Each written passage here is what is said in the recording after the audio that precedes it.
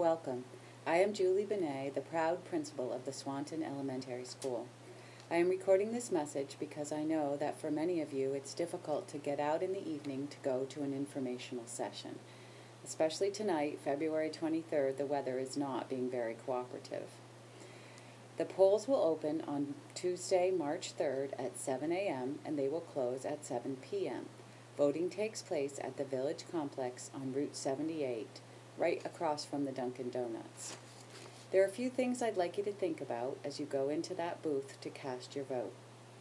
I grew up in Jericho, which at that time was a very small town just a few miles south of here. The elementary school in Jericho was the center of the community, just as our elementary school here in Swanton is the center of our community. Whether it is young children enjoying a tumble time on a Saturday morning or adults having a rousing game of volleyball, our two gymnasiums are always busy. We open our doors at 7:30 every weekday morning, serving breakfast to a large number of our students. While school does get out at 3, our doors are open well into the evening with after-school programs, sports, and tutoring. There are only a few weeks during the summer for the custodians to clean the building thoroughly and wax the floors. Otherwise, the buildings are used for teacher coursework and summer school for students. We take our role as educators very seriously. You entrust us each day with your children, your grandchildren, and the future citizens of this state. We care for those children, we supervise them, we feed them, and we educate them. We keep them safe. We teach them their basic academic skills and so much more. We teach them about their bodies through our physical education and health programs. We teach them their rights and responsibilities as citizens through our award-winning character education program. We guide their behavior, and we teach them to be accountable. We teach them to care for one another and to care about others in the world through their service learning projects. We know that the world economy is in a tailspin.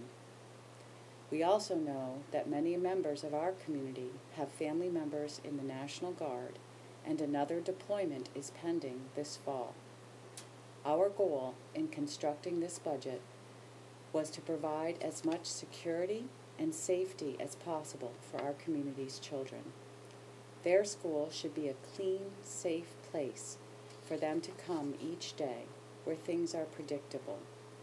We'd like them to see familiar faces and have a familiar schedule of classes and other learning opportunities such as music, instrumental music, and art. We want them to have safe, interesting playgrounds for their recess breaks and a strong physical education program that will help them to grow in a healthy way. We want them to be successful in their learning so they can grow up to be good citizens and productive workers. Swanton's taxes are among the lowest in Franklin County, and our education spending is among the lowest in the state.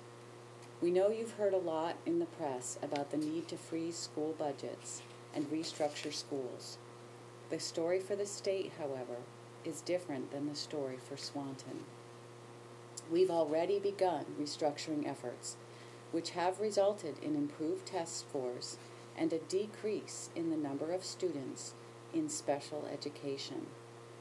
We feel we have always presented conservative, fiscally sound budgets.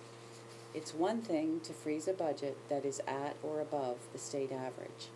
It's a different story when you freeze a budget that is already one of the lowest in the state. We think that Swanton's children deserve the same quality learning experiences as children in the higher spending towns. We hope you agree. If you have any questions at all, please call. The school buildings will be closed for floor waxing over the winter break, but I will be working in one building or the other most of the week, or you can call me at home. My number is in the book, and it's a toll call from Swanton, so if you call me, I will call you back. Thank you for taking the time to look the budget over carefully and give it full consideration before casting your vote. I've written a brief explanation of every line in the budget, which you can read by downloading the PDF budget file from this website. Move your mouse over the blue arrow and it will give you an explanation of what that amount of money is for in the school budget. I hope that you will vote not only with your heart, but with your head. Look carefully at the budget, think about this message, and cast your vote. I appreciate your support and your thoughtful consideration of the school budget.